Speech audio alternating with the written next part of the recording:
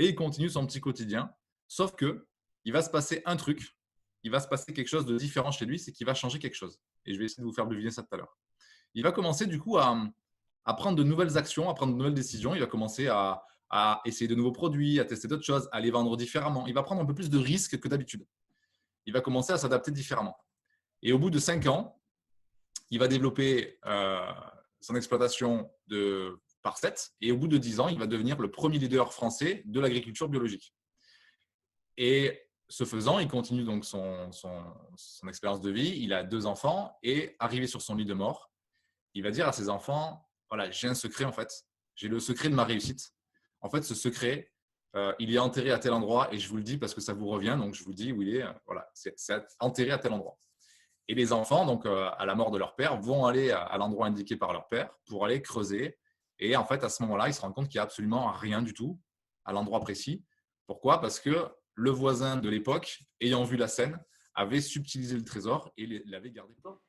Donc la question que je vous pose aujourd'hui, c'est à votre avis, qu'est-ce qui a changé chez cet agriculteur quand il a planqué le trésor? Quel a été l'élément qui a changé selon vous? L'audace, Allez, vas-y. L'audace, ok, je prends. la Il y a un confiance. truc qui a changé. Il s'est dit qu'il D'accord. pouvait échouer, il avait une roue de secours. Ok, si tu veux, mais qu'est-ce qui a fait qu'il a eu tout ça en fait? Quel est l'élément quel est quel est son La fondamental qui a sécurité, changé? Ouais, en fait, La volonté? exactement, c'est ce que je voulais entendre. C'est son état d'esprit qui a changé. D'accord. Et l'état d'esprit, c'est quelque chose de vraiment vital. Et vous en avez parlé hier par rapport à programmer son mental. Le mental, l'état d'esprit, c'est un peu la même chose. Ça fait partie d'un des fondamentaux de l'être humain. Et aujourd'hui, ce que je veux vous faire comprendre à travers cette histoire, c'est que chacun de nous, on a tous un trésor enfoui.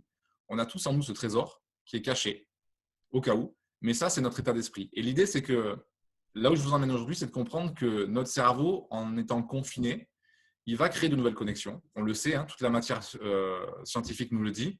Un cerveau confiné, c'est un cerveau qui crée des connexions spécifiques. Je vais en parler juste après. Et ces connexions spécifiques vont créer un état d'esprit spécifique.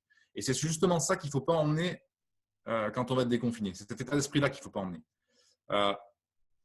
Quand moi, j'ai commencé à faire de la recherche par rapport au confinement, par rapport au cerveau, tout ça, je me suis rendu compte qu'en fait, il y avait 2 typologies de personnes qui étaient hyper étudiées par rapport à ça. C'était les spationautes, qui eux restent quand même dans une station spatiale pendant 6 mois. Imaginez le type de confinement que les mecs qui sont en train de vivre quand même. 6 mois de confinement dans une station spatiale. Donc, on a fait beaucoup d'études sur ces personnes-là et les neurosciences les ont aidés aussi à dépasser le confinement. Et il y a les sous-mariniers, d'accord? Les sous-mariniers et les personnes qui sont aussi dans les porte-avions, qui sont souvent dans des endroits hyper confinés. Ce que nous disent ces études, c'est super intéressant. Elles vont nous dire que nous, par exemple, quand on est confiné à la maison, on va avoir beaucoup plus de temps que d'habitude. Entre guillemets, on va avoir une espèce d'élargissement du temps et en même temps, une forme de léthargie qui va se mettre en place. C'est naturel. Hein. Donc ça, ce n'est pas quelque chose qui est forcément négatif, c'est une conséquence naturelle. On a du temps et on a une forme de léthargie naturelle. Pourquoi? Parce que notre cerveau, il est programmé pour être social. On a ce qu'on appelle un cerveau social qui est dans le préfrontal. Et toutes les études montrent que plus le volume du cerveau est grand et plus on a besoin d'avoir du contact humain. Et ce que nous montrent les études aussi, c'est que les Zooms, les Skype ne répondent pas pour le cerveau à ce besoin social. Donc forcément, on a une forme de léthargie naturelle qui est qu'on a une espèce de manque de contact. C'est normal, d'accord?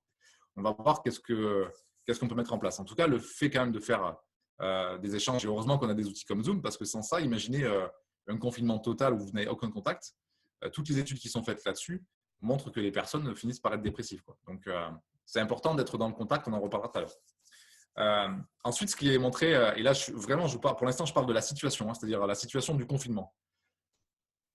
Par rapport à la situation, ce qui est intéressant de voir aussi dans les études, c'est qu'il y a un niveau d'anxiété qui est élevé par rapport à la normale. Il y a un niveau d'anxiété qui est plus élevé. Ça, c'est naturel aussi. Pourquoi? La première raison, c'est qu'en fait, notre cerveau, il a une fonction qui est dans l'amygdale. Je ne vais pas développer le truc, mais au cœur de notre cerveau, il y a une amygdale qui a pour fonction d'analyser l'environnement. Et quand on est confiné et qu'en plus de ça, il y a une situation sanitaire, une crise économique et autres qui arrive, cette amygdale, elle a pour fonction de mettre en place un système de survie et de défense, ce qui est encore naturel. Ce que j'aimerais que vous reteniez, alors je vais vous le marquer sur le tableau blanc, parce que ça, c'est quelque chose qu'il faut vraiment que vous reteniez. par rapport à votre activité pro, perso, il y a une équation de l'anxiété qui est intéressante. C'est que notre cerveau fonctionne comme ça. Ça, c'est les problèmes perçus. D'accord? Quand les problèmes perçus par notre cerveau dans notre environnement, ils sont plus grands que nos ressources ressenties. Est-ce que tout le monde voit? C'est bon pour tout le monde? Ouais? Ok. Faites-moi juste signe. Ok, parfait. Lorsque nos problèmes perçus sont plus grands que nos ressources ressenties, et je vais aller plus loin tout à l'heure dans les solutions, il y a ce qu'on appelle un niveau d'anxiété. D'accord? Il y a un déclencheur d'une anxiété. Lorsque c'est l'inverse et que le problème qui est perçu dans notre environnement, il est plus faible que les ressources que l'on ressent, dans ce cas-là, il y a ce qu'on appelle une confiance et un état d'esprit qui va se mettre en place. Okay? Donc, en fait, tout le but de mon visio, il est là, c'est-à-dire de vous aider à baisser la perception des problèmes, à augmenter les ressources ressenties.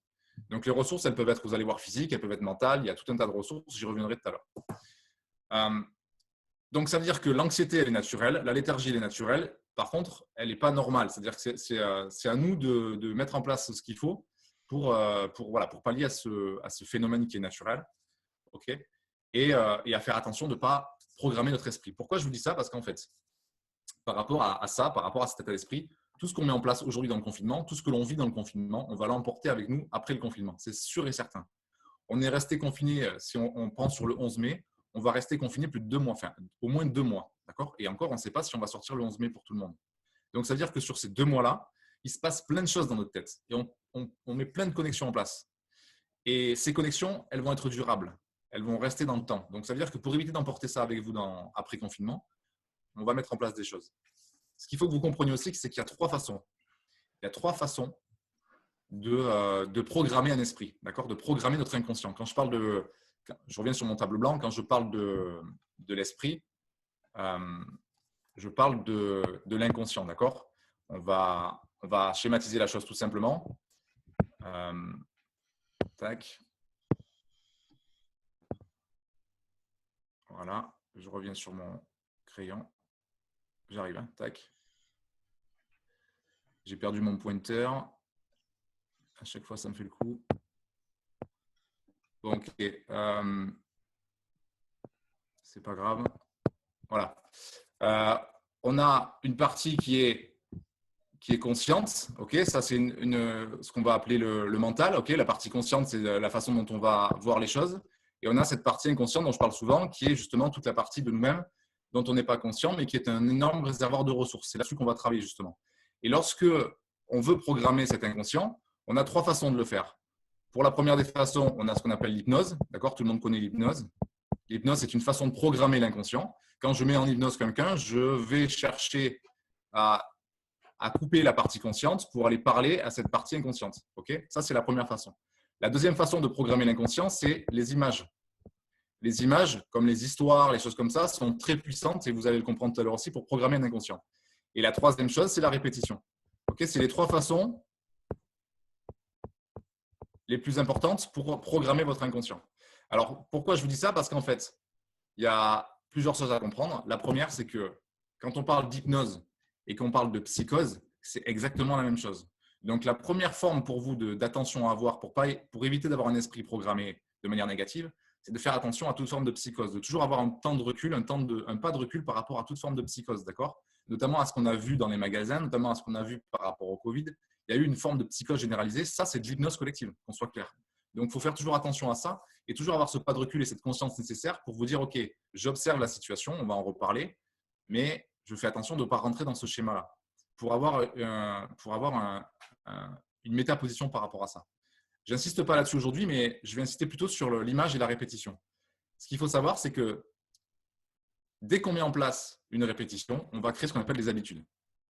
Okay? Et en ce moment, des habitudes, on est en train d'en créer plein. Donc, tout le but du visio, c'était de vous donner des clés plutôt positives pour éviter de créer des habitudes néfastes. Comment fonctionne le cerveau? Plus je vais répéter une information, plus l'information va être répétée et émotionnellement puissante, et plus elle va s'engrammer dans l'inconscient. Et après, je le porte avec moi et je l'emporte en dehors du confinement. Donc, l'idée, c'est ça, c'est de comprendre qu'une mauvaise habitude, elle va s'ancrer. Si, imaginons, j'ai un niveau d'anxiété plutôt important, j'ai plus de contact social, je me maintiens dans une émotion un peu négative, tout ça, ça finit par s'ancrer profondément et vous l'emportez derrière. Et inversement, toutes les bonnes habitudes, et je pense notamment à la pratique du sport, je vais en reparler aussi. Si ma pratique du sport elle est réduite par 2, voire par 3, c'est aussi une habitude que je réduis. Et notre cerveau fonctionne de cette manière-là. Je reviens sur mon tableau. Notre cerveau, il est très simple. C'est que vous avez 100 milliards de neurones. Okay, 100 milliards de neurones qui vont représenter des petits points. On va les représenter comme ça. Voilà, il y a 100 milliards de neurones. Et en fait, vous créez des connexions comme ça entre différents neurones. Et ces connexions-là créent des habitudes, créent des comportements. Le but de votre cerveau, c'est d'être efficace, donc il crée comme ça des connexions. Et plus vous allez répéter cette connexion, plus elle va se renforcer pour devenir une autoroute neuronale. Okay, ça, c'est une habitude qui est très ancrée. Et puis ici, vous avez peut-être une habitude un peu moins ancrée ici. Okay, donc ça, c'est, imaginons une habitude que j'ai ancrée. Mais si j'arrête cette répétition-là, mon cerveau va commencer à réduire cette connexion. Donc, je vais perdre l'habitude. Et inversement, si je prends de nouvelles habitudes, eh bien, je vais, dans mon confinement, créer de nouvelles habitudes, de nouvelles connexions qui vont devenir des habitudes néfastes, qu'elles soient négatives ou positives, on soit bien d'accord. Donc, tout le but du vidéo, c'est de pouvoir faire le point sur les bonnes habitudes et garder ces bonnes habitudes et éviter les habitudes néfastes. Si vous m'avez suivi, ça veut dire baisser les problèmes perçus parce que ça, c'est une mauvaise habitude, la façon dont je vais percevoir mes problèmes, et augmenter mes ressources pour créer des émotions positives. C'est vraiment la fonction première de notre cerveau, c'est ça, c'est vraiment de créer des habitudes et il faut faire attention à ces habitudes-là. Et quand on est confiné, on sait à quel point on peut avoir voilà, on a vu notre changement de vie, on a vu notre changement de mindset. C'est pour ça que je pense qu'il y a des personnes comme Richard et Tiffen qui ont compris qu'il fallait faire aussi voilà, des visios sur le mindset, sur le mental, c'est intéressant de les faire. Et de comprendre du coup qu'est-ce qu'on peut mettre en place. Donc une fois qu'on a compris ça, on a compris que notre cerveau il est social, que notre cerveau quand il est confiné, il y a des mécanismes qui sont naturels. Que quand notre cerveau, le mode de fonctionnement naturel de notre cerveau, c'est de créer des répétitions, de créer des habitudes et d'ancrer ces habitudes pour qu'on soit plus efficace, on peut commencer à faire attention à quel type d'habitude on met en place. Il y a 3 grands fondamentaux chez l'être humain. Il y a votre corps physique, avec lequel vous créez des habitudes. D'accord ? Vous créez des habitudes avec votre physique, vous créez des habitudes avec votre mental et vous créez des habitudes avec vos émotions. Voilà, c'est les 3 fondamentaux avec lesquels on crée des habitudes et c'est les 3 fondamentaux avec lesquels notre cerveau interagit, il est le cœur de ces fondamentaux. Et pour vous dire à quel point c'est important, il y a une histoire que je raconte souvent. C'est Spartak, c'est la plus grande école de tennis en Russie. Spartak, quand on avait étudié cette école avec David dans neurosciences, il nous avait expliqué qu'en fait, Spartak, eux, ne travaillent que sur les fondamentaux. C'est-à-dire qu'ils mettent 2 championnes de tennis sur un court qui échangent des balles. Et tous les futurs champions ou les futures championnes, elles ou eux, ils n'ont pas de raquette, pas de balle. Et ils vont faire qu'une chose, elles vont reproduire le geste. C'est-à-dire qu'elles vont observer les champions et elles vont reproduire le geste. Et tant que le geste n'est pas ancré de manière parfaite, elles ne prennent pas la raquette. C'est-à-dire que cette école-là s'est dit, moi, je vais travailler que sur les fondamentaux. Et cette école fait des champions et des championnes. Donc, vos fondamentaux, il faut le savoir, c'est votre corps physique. Il y a des habitudes qui vont être physiques, il y a des habitudes qui vont être mentales et il y a des habitudes qui vont être émotionnelles. Sur ces 3 fondamentaux, il y a la perception des problèmes, la façon dont je vais percevoir les choses. Je prends un exemple parce que je pense que l'exemple le plus frappant, et Richard, tu valideras forcément, l'exemple le plus frappant, c'est quand on veut se mettre au sport. D'accord ? Au départ, on va essayer de créer cette habitude nouvelle de se mettre au sport. C'est hyper inconfortable. C'est hyper douloureux dans les premiers temps. Et notre cerveau, par rapport à la création d'habitudes, il fait ce qu'on appelle des associations. Il associe plaisir, il associe douleur. Le sport, tu l'associes direct à la douleur. Donc forcément, tu ne vas pas plus loin que cette fameuse zone de confort dont on parle et tu ne crées pas l'habitude en fait. Et toutes les habitudes que je vais vous donner, ça va créer cet état d'inconfort. Parce qu'une nouvelle habitude, pour créer de nouvelles connexions, notre cerveau, il faut qu'il mette en place de nouveaux schémas. Et ça, c'est parfois inconfortable. Et quand tu as fait une séance de sport et que tu reviens et que tu es rincé, ton cerveau, dans les premiers temps, il te dit « Ah, c'est bon, laisse tomber ». Ça vaut pour tout en fait. Et c'est plus facile de mettre en place des habitudes où j'ai envie de dire côté plaisir, parce que notre cerveau, il cherche ce côté plaisir. On va parler du sucre notamment. C'est plus facile de mettre des habitudes sur le sucre que sur le sport. Okay, et ça, c'est naturel. Il faut en avoir conscience. Il faut avoir conscience que soit c'est plaisir, soit c'est douleur. Mais que parfois, comme une bonne piqûre, c'est une douleur dans un premier temps, mais ça va faire du bien derrière. Donc, parfois, la douleur, elle a du sens en fait. C'est ça que j'ai envie de vous dire. Donc, on va commencer par les fondamentaux physiques pour les solutions. Parce que l'heure tourne et que j'en parlerai toute la journée sinon. Je vois qu'il y a des commentaires, je ne les ai pas encore regardés, mais je les regarderai tout à l'heure. S'il y a des questions, j'y répondrai. Premier fondamental sur lesquels on a des habitudes, c'est notre corps physique. Il faut faire hyper gaffe à ça parce que le corps physique, c'est notre premier outil à la réussite. D'accord ? Le corps physique, on le néglige souvent. On est souvent dans le mental, on est souvent dans l'esprit. Et moi, le premier, quand j'étais agriculteur, j'étais beaucoup dans le travail physique. Je me sentais vachement bien et j'étais capable de faire des longues journées. Maintenant que je suis plus dans le mental, je me sens plus fatigué. Pourtant, je fais du sport, mais ça m'épuise plus. Donc, le corps physique, c'est vraiment quelque chose de très important en termes d'énergie physique.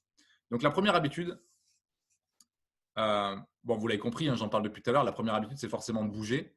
On est au clair que confiné, ça n'empêche pas de bouger. Donc, évidemment, il y a des coachs pour ça, il y a tout ce qu'il faut. Donc, je passe très vite sur cette habitude-là, mais il faut en avoir en conscience. Forcément, il faut bouger. Okay, c'est obligatoire. La deuxième habitude, la plus importante aussi, et ce qu'on oublie, et là, je vous en supplie, c'est votre respiration. Okay, la respiration, c'est une habitude qui est fondamentale pour plusieurs raisons. Parce que l'hypoxie, c'est-à-dire le manque d'air pour le cerveau, c'est un des premiers cas de stress et d'anxiété dans le confinement. Parce que quand on est confiné, c'est con à dire, mais inconsciemment, on respire moins. Je ne sais pas si vous l'avez remarqué, il y a deux choses qu'on fait moins quand on est confiné. On ne respire pas, donc ça veut dire qu'il faut prendre le temps de le faire. Il faut prendre le temps encore plus que d'habitude de vraiment respirer, quoi. Je vous demanderai de faire la cohérence cardiaque, ce que vous voulez, mais prenez du temps pour ça et vous allez voir à quel point c'est important de prendre le temps de respirer, surtout si vous en êtes devant un PC de toute la journée. On a cette posture qui est là et qui nous empêche de respirer, donc il faut prendre le temps de le faire. La deuxième chose qu'on oublie vraiment de faire quand on est confiné, et moi je l'ai remarqué sur les 2 premières semaines, du coup, je me suis pris ça à côté de moi sur l'ordinateur parce que j'oubliais de boire. C'est un truc con, hein, mais l'hydratation dans les études qui sont faites sur le confinement, c'est la première des choses qu'on oublie de faire quand on est confiné. On oublie de boire. Bien, Tiffen. Top. On oublie de boire par petites quantités régulièrement. Et je reviendrai sur l'hydratation tout à l'heure parce que je parlerai du corps justement par rapport à ça. Mais pensez réellement, et ça c'est très important parce que 2%, écoutez bien, 2% d'hydratation en moins pour votre cerveau, d'accord, 80% d'eau pour le cerveau, 2% en moins, c'est 40% de stress en plus. Donc, d'une habitude qui se met en place, de connexion qui se met en place, juste parce qu'on ne boit pas suffisamment. Donc, ça, c'est trop con, quoi. Et ça, il faut le faire. Donc, pensez-y. Et la quatrième clé, la plus importante, en tout cas par rapport à la gestion du corps, je ne vais pas parler d'alimentation parce qu'on en parlerait pendant des heures et des heures, mais forcément, l'alimentation, elle joue un rôle. Moi, ce que je vous préconise, surtout pour l'alimentation, c'est d'alcaliniser votre corps. D'accord ? On ne va pas parler d'alimentation, on pourrait faire un audio là-dessus, un visio là-dessus. Mais le plus important, c'est le côté alcalin du corps. Okay ? Nous, quand le coronavirus a débarqué, on a fait un visio avec l'Institut des neurosciences. La première chose qu'ils nous ont dit, c'est les gars, vous alcalinisez votre corps. Vous faites ce que vous voulez. L'alimentation, ce n'est pas grave si elle est déréglée, mais vous alcalinisez votre corps. Que, les virus ne s'attaquent qu'aux corps qui sont acidifiés avec des inflammations dont je vais vous parler.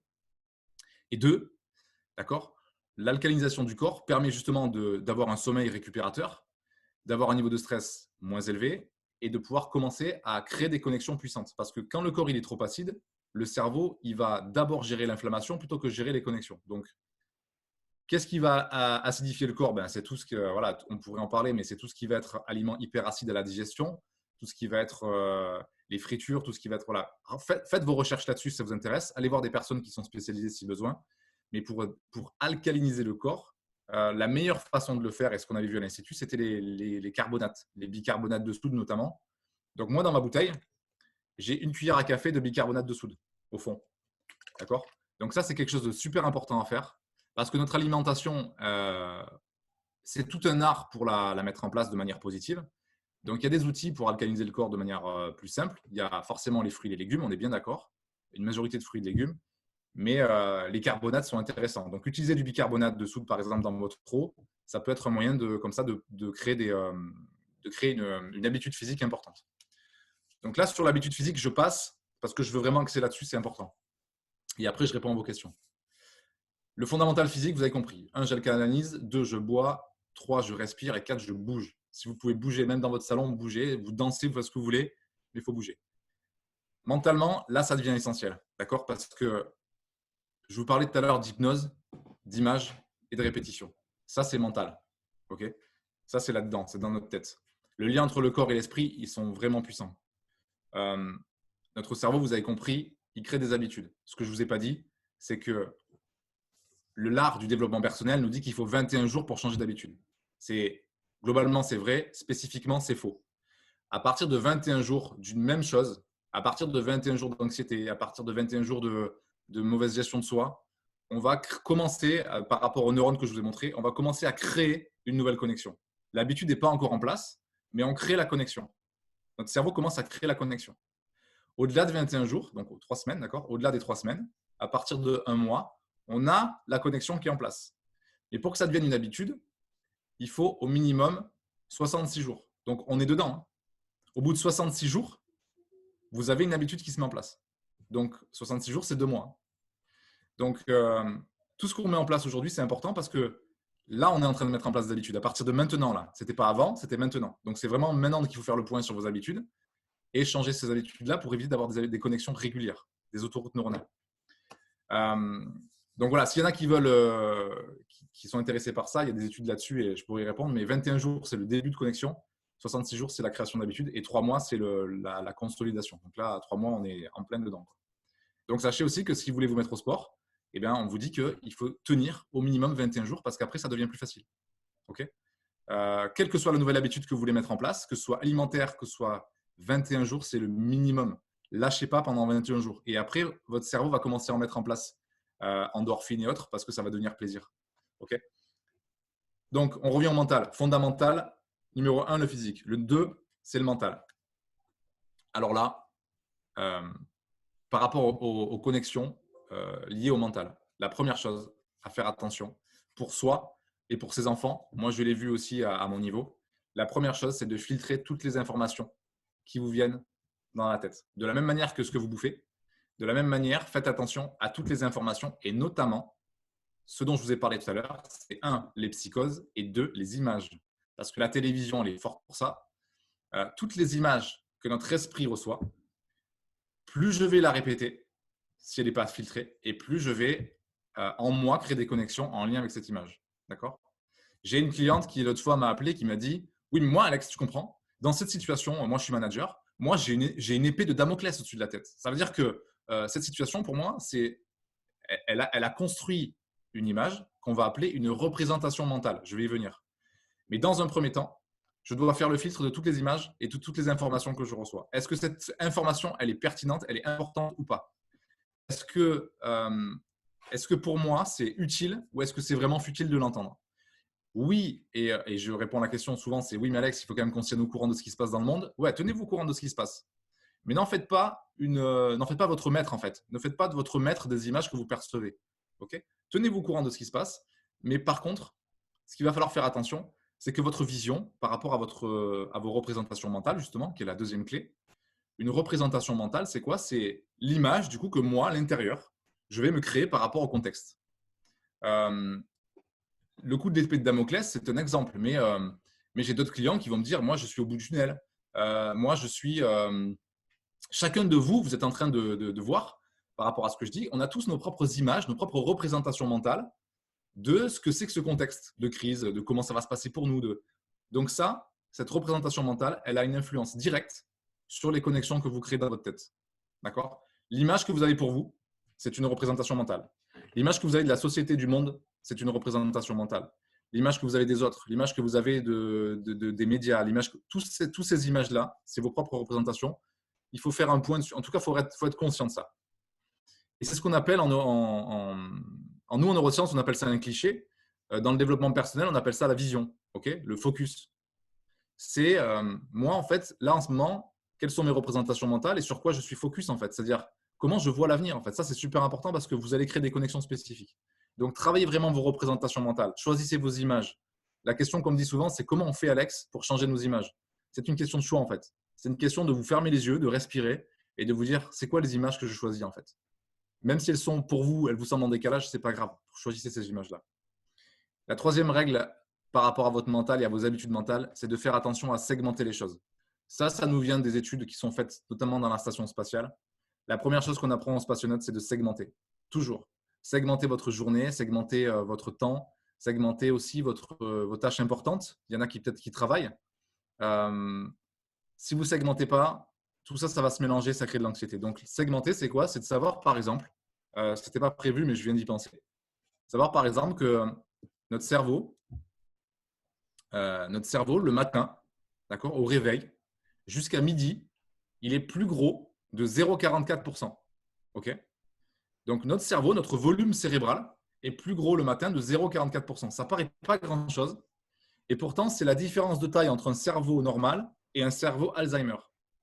Un cerveau atteint d'Alzheimer, il a un volume cubique plus petit de 0,44%. Et vous, le matin, vous avez un volume plus grand de 0,44%. Vous avez plus de capacité de cognition, d'adaptation le matin que l'après-midi. Donc, ça veut dire que dans l'esprit de segmenter, on sait que, par exemple, toutes les tâches importantes, les tâches difficiles, les tâches stressantes, faites-les le matin. D'accord? N'attendez pas l'après-midi. On appelle ça avaler le crapaud. Okay, c'est le terme qu'on utilise pour dire avale le crapaud quoi, le matin, parce que le matin, tu as la cognition pour ça. Donc, plus tu vas segmenter, et par exemple, si tu as des choses à préparer qui sont compliquées, le matin. Si tu as les devoirs à gérer, machin que ça te fait chier, le matin. Comme ça, l'après-midi, tu peux gérer tes mails, tu peux gérer le truc plus facile l'après-midi. Okay. Donc, ça, c'est important, en tout cas pour ces trois choses. 1, vous filtrez l'information. 2, attention aussi à ce que vous entendez, à ce que vous partagez, tout ça. 2, les représentations mentales. Attention à vos images mentales. Okay. Et 3, vous segmentez le plus possible. Faites-vous un planning, s'il faut, de la semaine, de votre journée, pour que vous puissiez commencer à garder ces habitudes. Parce que le confinement nous a fait perdre nos habitudes de segmentation de la journée. Et je suis sûr, mais alors certain, que moi, le premier, ça m'est arrivé. La plupart d'entre vous, il y a des jours où vous vous êtes dit, mais quel jour on est aujourd'hui? Ça vous est arrivé ou pas? Pendant le confinement, tu ne sais plus quel jour tu es. C'est affreux. Tu es tellement désegmenté, tu es tellement… que tu te lèves le matin et tu dis merde, quelle journée aujourd'hui? Donc ça, c'est normal, c'est naturel. Et ensuite, le dernier outil que je vous donne, en tout cas, c'est le fondamental émotionnel. Okay. Pour ça, j'imagine, et en tout cas, je pense que vous le faites tous, en tout cas, j'espère, le côté émotionnel, c'est de faire attention à ce que votre valence, ce qu'on appelle la valence émotionnelle en neurosciences, c'est que la somme des expériences émotionnelles positives soit plus grande que la somme des expériences négatives. Et pour ça, il va falloir créer du lien social. Il va falloir apprendre à aller chercher des informations marrantes, humoristiques, rigolotes. Aller chercher des choses qui vous font marrer, des choses qui vous font plaisir. Et créer cette habitude de toujours aller créer une valence émotionnelle positive. Qu'est-ce qui pour vous est une passion? Qu'est-ce qui pour vous est un moment de joie? Qu'est-ce qui pour vous est un moment de partage? Chacun de nous a ses passions. Moi, par exemple, la recherche, c'est quelque chose que je n'ai pas abandonné parce que c'est quelque chose qui me met en émotion positive. J'adore faire de la recherche. Et pendant le confinement, du coup, j'ai encore plus de temps pour en faire. Chacun de nous, on a ces moments-là où on ne peut pas, absolument pas arrêter. Donc n'oubliez pas, voilà, il y a 3 fondamentaux essentiels. Forcément, on passe très, très vite dessus, mais l'idée, c'est de vous donner au moins des petites clés comme ça que vous puissiez avoir de la matière à réfléchir. Et gardez bien en tête ces fondamentaux. Gardez bien en tête que le physique, c'est le plus important. Le mental, attention à tout ça, à tout ce que vous laissez rentrer et voilà, et les émotions. J'ai vu qu'il y avait plein d'échanges sur le chat. Est-ce qu'il y a des questions que vous voulez poser? Est-ce qu'il y en a qui ont des questions? Ouais, Alex. Oui. Tac. Je les ai posées sur le chat. Alors, je voulais savoir par rapport à ce qu'on appelle le régime alcalin, qu'est-ce que tu penses du régime MIND? Régime Mind ou régime Mind? Mind, pardon, excuse-moi. Mind. Alors, vas-y, développe, parce que je n'ai absolument pas connaissance de ce régime. Ok. Ah, c'est avec David, c'est David qui développe ça en fait. En 2 mots, il dit quoi? En 2 mots, il dit quoi? En 2 mots, il parle justement de certains aliments qu'il faut supprimer, enfin qu'il faut.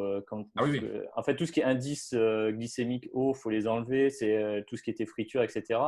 Mais il parle de consommer plus d'huile, moins de fruits. Ça, j'ai été étonné. Il parle de moins de fruits, mais plus de légumineuses, etc. Ouais. Après, moi, j'en pense que du bien. L'idée, c'est de toujours trouver son équilibre à soi. Je sais que, par exemple, moi, ma version des choses, ma vision des choses, c'est l'équilibre.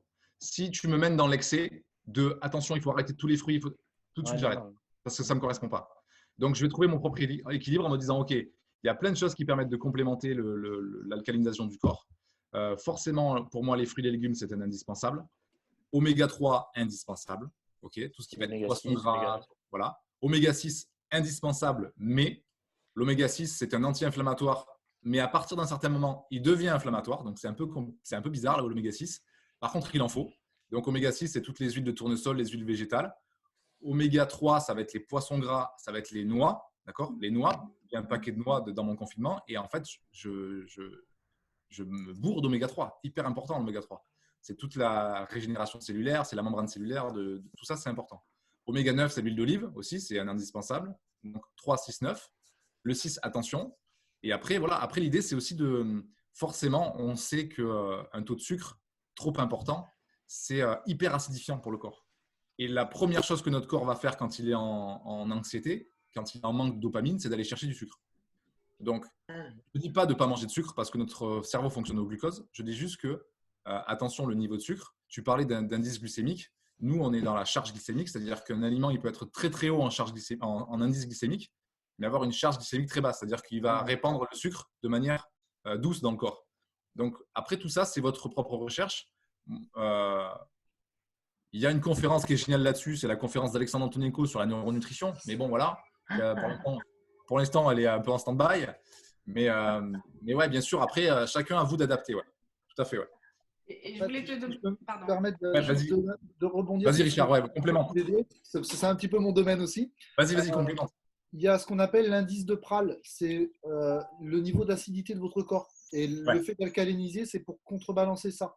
Ça va passer par plusieurs facteurs. Ce que vous allez manger, Alexandre l'a très bien dit tout à l'heure, tout ce qui va être alcalinisant, type citron, etc. Et effectivement, tout ce qui va être supplémentation avec les oméga 3. Mais attention aux oméga 6, oméga 9, parce que ton corps les fabrique déjà, il les trouve naturellement dans la nourriture industrielle.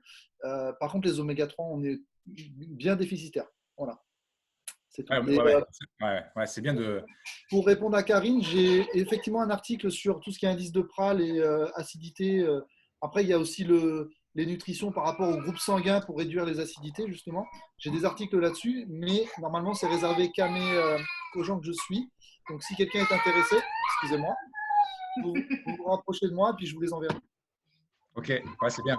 La question que je me posais, c'est par rapport à la volonté. Voilà, moi, je n'ai pas la possibilité et de travailler, et de m'occuper de Joachim, et de faire ses devoirs, et de le mettre de côté aussi pour faire du sport. Bon, ça m'arrange pour le sport, pour être honnête.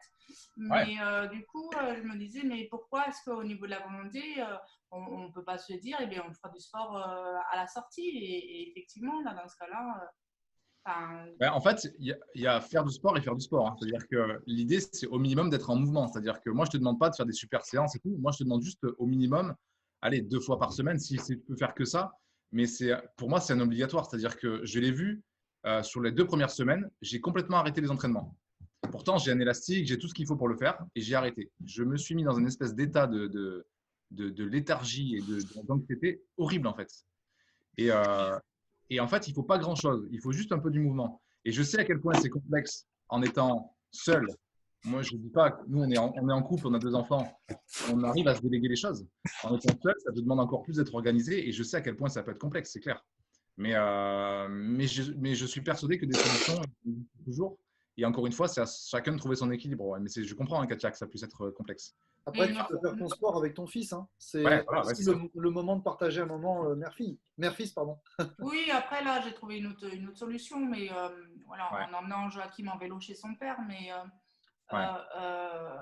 l'idée, c'était de savoir pourquoi est-ce qu'on ne peut pas dire à notre cerveau, ben voilà, tu le feras à tel moment. Ok, bon, bah là, voilà, tu es confiné, c'est comme ça. Ne te mets pas en stress, ne te mets pas en situation. Parce que moi, de gérer plusieurs choses en même temps, c'est quelque chose qui me met en situation de stress. Donc, pourquoi s'imposer du stress et ne pas dire à son cerveau, bah voilà, parce que tu sais pas grave, tu le feras plus tard. C'est encore une fois un choix. Hein. C'est-à-dire qu'à un moment donné, le cerveau, c'est le serveur. Hein, d'accord ? C'est-à-dire qu'effectivement, tu peux très bien lui dire, moi, pendant le confinement, et c'est une façon de le penser, hein, pendant le confinement, je me mets pas la pression, je ne fais pas de sport. C'est ton choix. Sache qu'effectivement, il va y avoir forcément des conséquences. C'est-à-dire qu'il va y avoir une fatigue plus forte, il va y avoir des incidences à ça. C'est obligatoire. Le cerveau, le corps, tu peux le faire. Après, c'est une question de choix. Moi, je sais que je l'ai remarqué sur moi et je remarque que mes capacités cognitives, que mon attention, que ma créativité, elle est différente. Du coup, je fais un minimum de séances. Par exemple, on a notre fils qui fait du taekwondo. Ils ont des cours de taekwondo en ligne. On en profite pour faire le cours ensemble, en fait. Tu vois, et en fait, on prend une opportunité pour en faire du sport. Maintenant, c'est ton choix et là-dessus, il n'y a aucun souci, quoi. Si tu es bien avec ça, c'est OK. OK. Il y avait une question de Tiffen sur les 0,44%. Je ne l'ai pas précisé, donc je rebondis dessus. C'est dû 0,44% en plus. C'est dû à la pression, au flux sanguin le matin. D'accord. Vous êtes allongé la nuit, donc il y a un flux sanguin qui est plus important. Donc votre cerveau est plus irrigué le matin. Ok. OK. Et, tant qu'on y est, du coup, excuse-moi, parce que je travaille aussi pas mal là-dessus. Qu'est-ce que tu nous conseillerais par rapport à, tu sais, le test de Braverman là, sur les hormones? Aujourd'hui, est-ce que c'est encore plus intéressant de faire ce test-là pour voir quelles sont les carences que l'on a en hormones et compenser? Est-ce que ce serait pas intéressant de le faire aussi en plus ici? Ouais, sur les neurotransmetteurs, tu veux dire, ouais. Oui. Disons que oui, on sait qu'il y a des carences dues au confinement, des carences en GABA, des carences en dopamine qui sont naturelles. Donc oui, effectivement, ça peut être intéressant de faire le test, de voir où tu en es par rapport à tes carences. Mais forcément, vu qu'on est en coupure sociale, qu'on est en coupure de mouvement, d'action, de dynamique, forcément, les carences, elles sont simples. C'est la dopamine, d'accord, et la sérotonine. Donc, il faut le test, il peut être intéressant à faire. Moi, je ne l'ai pas refait, mais voilà. Mais si vous êtes intéressé, ouais, et que vous le faites, ça permet de voir quel type de carence. Je suis emmerdé. Ouais. Il y a quelqu'un qui a son micro d'allumé, je crois. Ouais. Alors, je vais. L'administrateur, vous pouvez couper son micro. Oui, mais il faut savoir qui c'est ça l'idée. Je ne vais pas vous couper. Alors, moi, je vais bouger parce que le fait qu'il commence le cours, donc je monte. Je reste avec vous. Voilà, s'il y a d'autres questions ou quoi, j'y réponds. Voilà. Est-ce qu'il y a d'autres questions ou est-ce que c'est bon pour vous, du coup? C'était très intéressant. Ce qui était fou, c'est cette histoire des 2% en moins d'eau, c'est 40% de stress en plus. Alors ça m'a impressionné. Ouais, ça, il faut faire super gaffe à ça. Ouais. Ça, c'est quelque chose… voilà. On va boire, on va tous boire un petit verre. Il y a des choses simples, en fait. Il faut vraiment garder des habitudes simples, mais qui ont des incidences très puissantes sur le cerveau, quoi. Donc, voilà, des petites gorgées d'eau, un peu de bicarbonate, ça ne coûte rien. Et ça agit énormément sur vos performances physiques aussi, votre énergie. Ah ouais, c'est sûr. C'est la base de la cellule, hein, donc c'est clair. Donc, en fait, un verre d'eau et je fais les cours en direct avec Richard de sport, c'est ça? Voilà. Et faites surtout, ouais, c'est ça. Faites surtout un point sur vos habitudes du moment, sur votre anxiété du moment et évitez de laisser perdurer des choses là au-delà des 66 jours, quoi. Parce que là, on va rentrer dans les 2 mois et là, ça commence à être important maintenant, en fait. Donc, faites un point maintenant et faites-vous accompagner s'il faut, échanger, envoyer des mails, faites ce que vous voulez. On a de la chance d'avoir beaucoup dans la synergie, beaucoup de personnes adéquates. On peut trouver vraiment notre bonheur, que ce soit au niveau de coach personnel, coach physique. Voilà, super, on a vraiment une belle brochette. Ouais. Donc, même Yasmine, hein, tu parles pas beaucoup, mais voilà, Yasmine aussi est là. On la connaît pas. Il y a Magali si vous avez besoin de respirer. Il y a Léo si vous avez besoin d'échanger. Ouais, il y a tout ce qu'il faut. Et puis, il y a des coachs aussi pour vos entreprises. Il ne faut vraiment pas hésiter parce que, sincèrement, je vous ai tous un par un au téléphone. Et vous êtes tous prêts à aider chacun, chaque synergicien. Donc, prenez cette main tendue pour ceux qui en ont besoin. Il ne faut pas hésiter à appeler, que ce soit pour les entreprises ou que ce soit pour nous, êtres humains. Prenons soin de nous. Prenons soin de nous. Ouais, et de nos images aussi, c'est très important. C'est ça. Alexandre? Oui. Moi, j'ai une question. Je suis très scolaire, hein, je prends mes petites notes et tout depuis tout à l'heure. J'ai noté pour les habitudes d'émotion. Déjà, ton premier conseil, c'était balance entre l'expérience positive et l'expérience négative. Être très vigilant à ça. Ouais. Après, je t'ai absorbé. Est-ce que tu en as donné une deuxième, une troisième? Des expériences positives? Non, pour justement maîtriser nos habitudes au niveau des émotions. Ton premier conseil, c'était justement gérer l'équilibre entre les expériences positives et négatives dans la journée. C'est ça. Pour gérer l'équilibre, en fait, il faut toujours valoriser la valence émotionnelle positive. Donc, en neurosciences, on parle de valence avec un V, hein, pas de balance. Hein, c'est une valence, on parle. C'est-à-dire l'enrichissement, la puissance émotionnelle, il faut qu'elle soit positive. Donc, la première chose pour ça, c'est forcément c'est tes images, c'est ta vision, c'est quel est ton focus. Quand on parle de leadership, la première chose, c'est ce qu'on aime, c'est la vision de quelqu'un dans le leadership. Ok, toutes les personnes qui s'intéressent à ça, ce que cherchent mes clients, ce que cherchent en ce moment les grands comptes, c'est des images, c'est des visions parce qu'ils sont tous dans une émotion négative. Donc, première chose, c'est choisissez quelle est votre vision, quelle est votre image de ce contexte-là. Comment vous imaginez ça? Donc ça va déjà chez vous générer des émotions plus fortes. Et ensuite, j'ai parlé de passion. Les passions, comme moi la recherche, comme peut-être certains, toutes vos passions, il faut aller vers ça, obligatoirement. Il ne faut pas lâcher ça. Les échanges humains, tu vois, j'ai vu faire des apéros web, des trucs comme ça. Je trouve ça super en fait parce que ça crée des émotions positives. Dès que tu te renfermes, c'est mort quoi. Parce que là, pour le coup, naturellement, tu vas augmenter ce que j'appelle tu vas rabaisser les ressources ressenties, d'accord? Tous les outils que je vous ai donnés, c'était pour augmenter les ressources ressenties, les ressources physiques, les ressources mentales et les ressources émotionnelles. Et pour baisser la problématique perçue, il faut changer d'image, il faut avoir une vision différente. Donc, ouais, tout ce qui va te générer chez toi des émotions positives, il faut aller dedans à fond, quoi. Moi, je te donne un exemple con, hein, mais il y a un gars qui s'appelle Mosinor sur Internet qui fait des détournements de vidéos. Et c'est un truc, ça me fait marrer, tu peux pas savoir. Et même quand je suis pas bien, je vais regarder ce mec-là. Il a fait des détournements de films et tout. C'est tellement con, mais c'est tellement drôle en fait. Et du coup, c'est ma valence un peu à moi, tu vois. C'est des moments que je crée, quoi. Mais Netflix, c'est pareil. Mais dès que tu vas aller dans l'excès, encore une fois, bim, ça te rattrape. Un excès de Netflix, tu deviens un peu, voilà, faut faire attention. Légume. Donc, un légume, c'est ça, c'est le mot. Donc, il y a toujours cet équilibre à trouver, quoi. C'est Netflix à un moment donné. Ouais, c'est ça. Et, je rebondis sur l'apéro. Donc, on a un apéro synergique où on se présentera 40 secondes, voire une minute chacun, mercredi prochain, le 29 à 19h. Très bien. Je vous invite tous, parce je pense qu'il faut garder le contact. Quand on va ressortir, on va avoir la tête dans le guidon, on va repartir. On n'espère pas comme avant, mais on va repartir à fond. Et voilà, l'idée, c'est de se souvenir de chacun de nous quand on en aura besoin.